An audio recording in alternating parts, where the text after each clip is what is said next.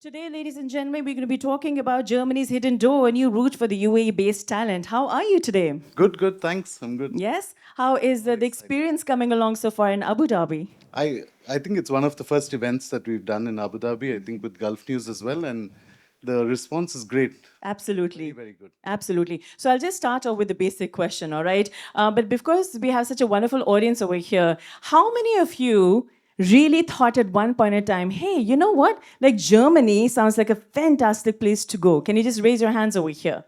Okay, a lot of you. And how many of you felt that, okay, since we're attending this fireside chat, we might actually get some information and might be applying to Germany? Raise your hands.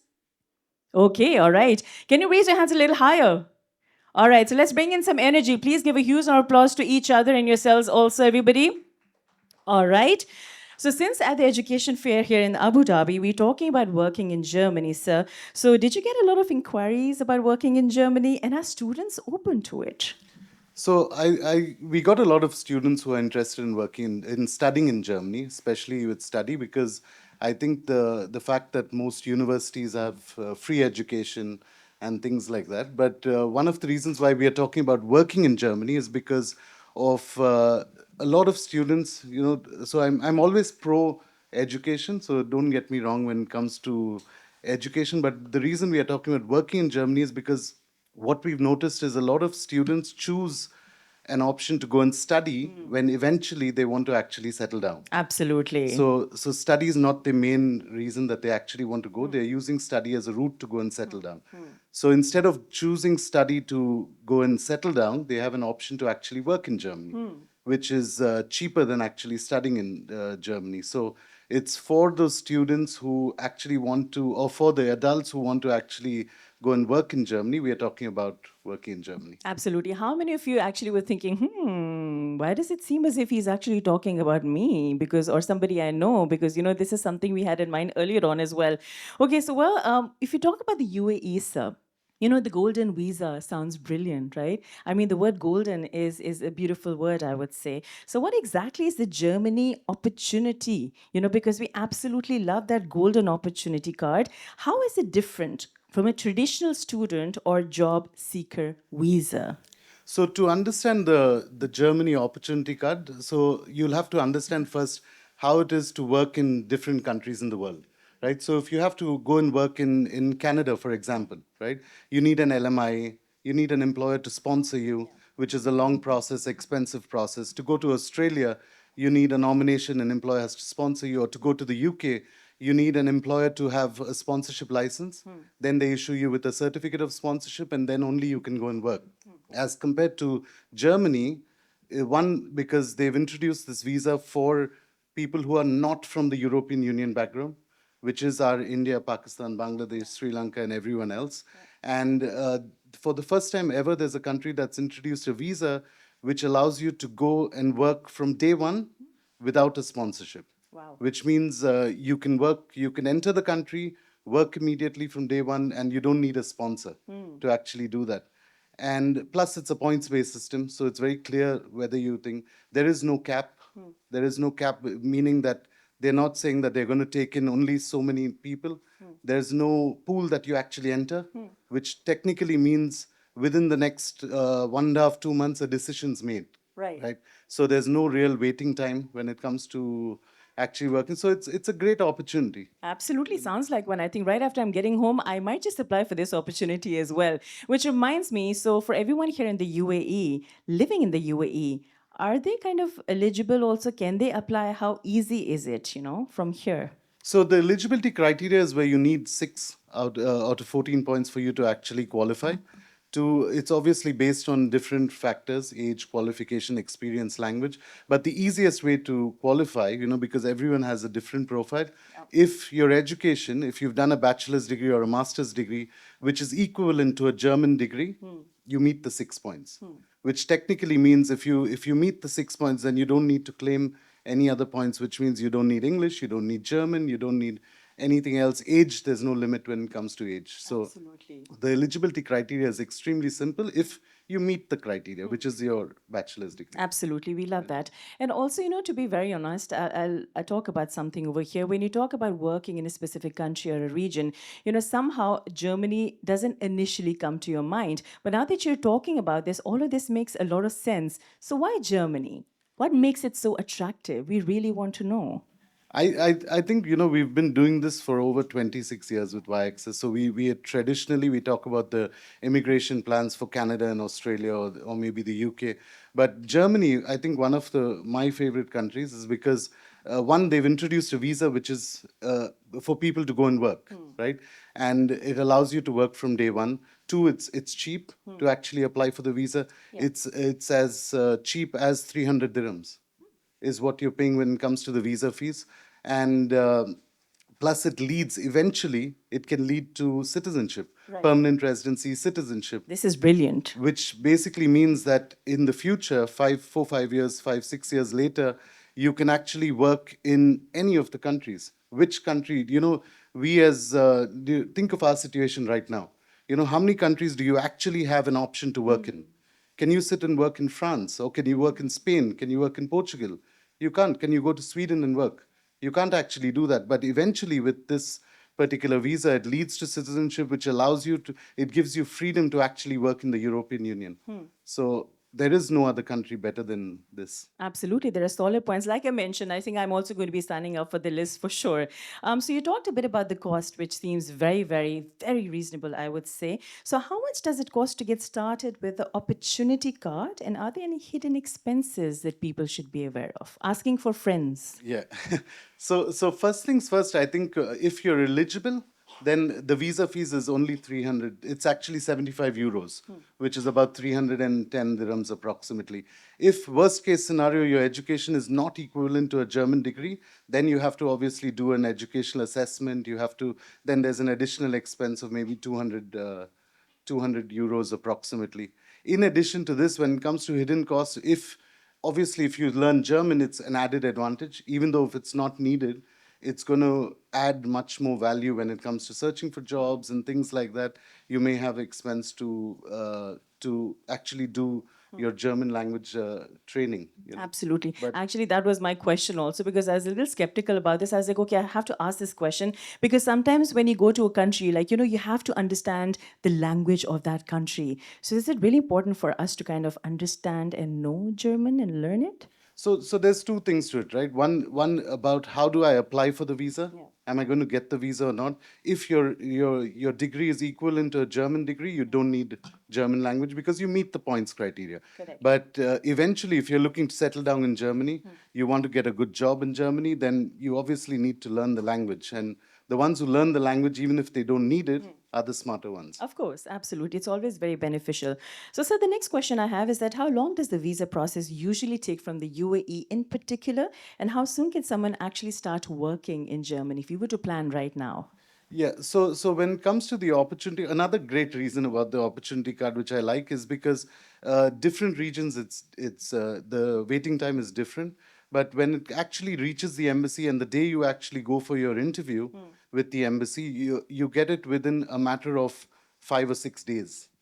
It's as That's fast as super that. fast. The longest we've ever seen is 2 months, for an applicant. But what you should, for example, with the UAE, in cities like some cities in India, there's no waiting time, and you can, and in other Middle East countries, there's no waiting time. With the UAE, with the number of people applying for it at the moment, it's about 5.5 months.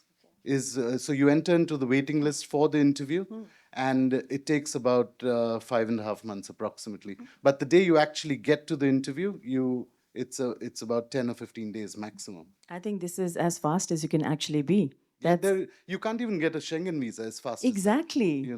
Yes, I think that's a third point. I'm actually making a mental note of signing up. Yes, the third point indeed. So the next question is I think it will be more like a take home advice because we have a lot of students over here as well. So, what advice would you give students or even professionals for that matter attending this fair who are unsure about studying abroad or even working abroad for that matter? So if study abroad is your the real reason that you want to go and study, because it's going to obviously give you better opportunities, it's going to enhance your career and things like that, then great, go and study. But if you're using study abroad a route to actually settle down, then there is cheaper options. Yeah. Why would you go and pay $20,000 to another country when you and go and pay $20,000, which allows you to actually go and work 20 hours a week, as compared to pay 300 dirhams here, work the same 20 hours a week while you're trying to find a full-time job. So Absolutely. So, for instance, if I'm sitting over here and I'm like, okay, you know what, everything is making sense to me right now, and I want to go back home and do something, what's the first step I should be taking? If you could just guide us step by step.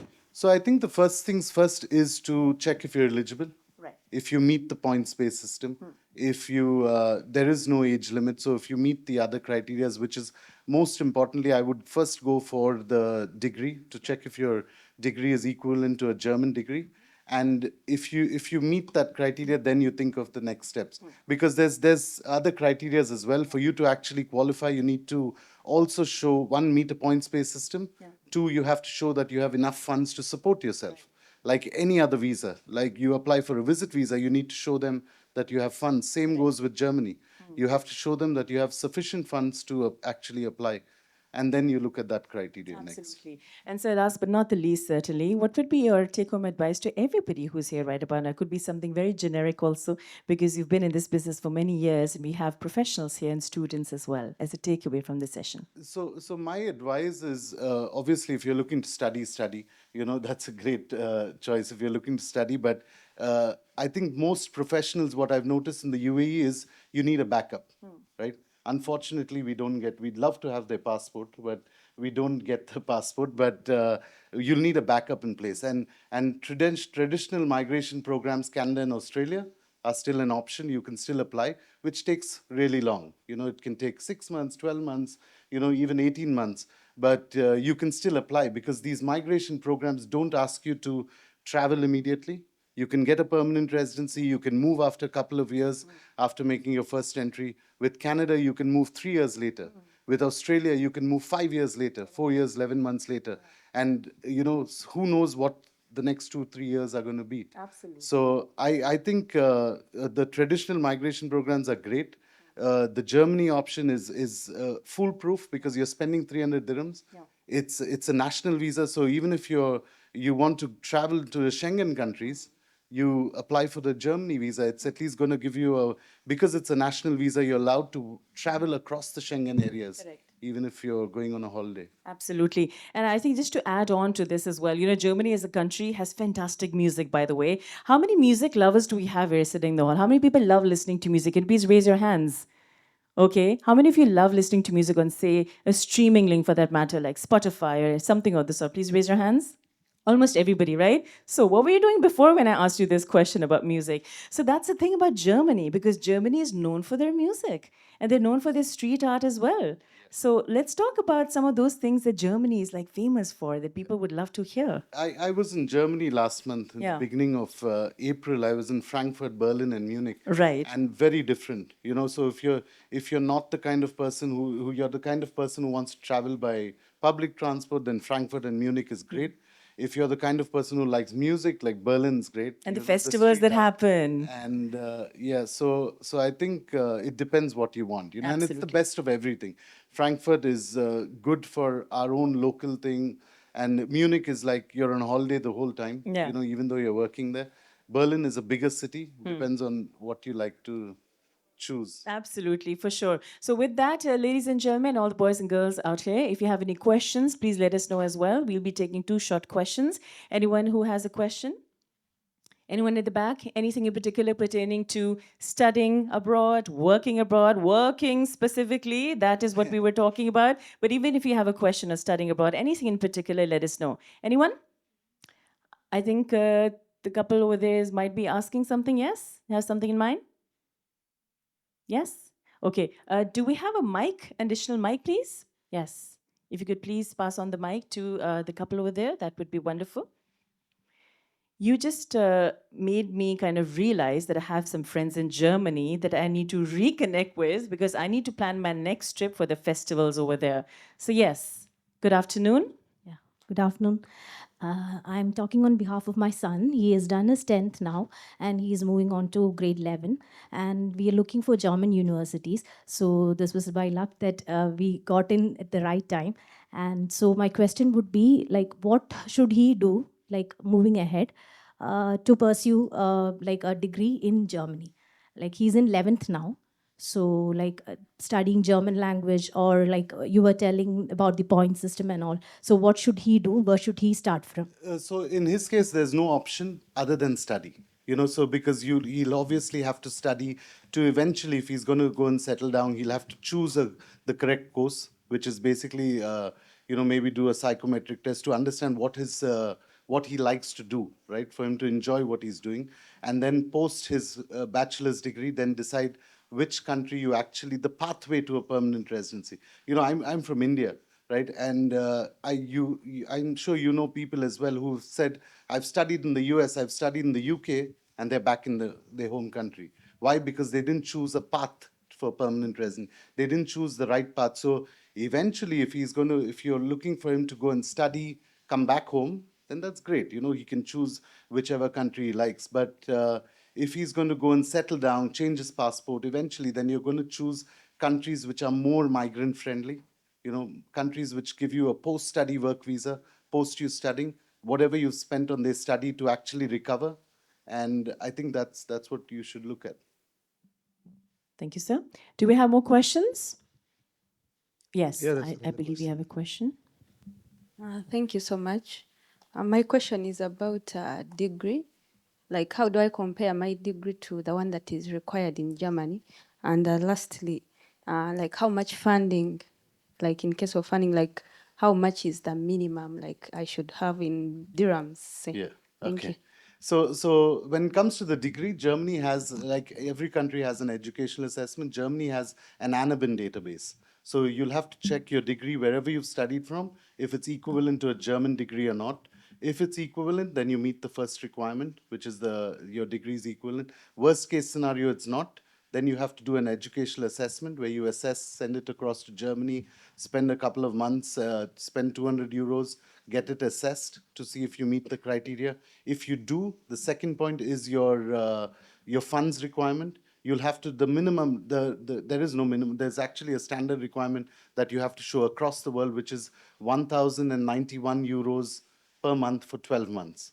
So that's about 13,000 euros, which is around 52,000 dirhams, which is what you have to show. If you're a resident in the UAE, unfortunately, with the UAE, they expect you to show a blocked account, which means the money has to be transferred to Germany.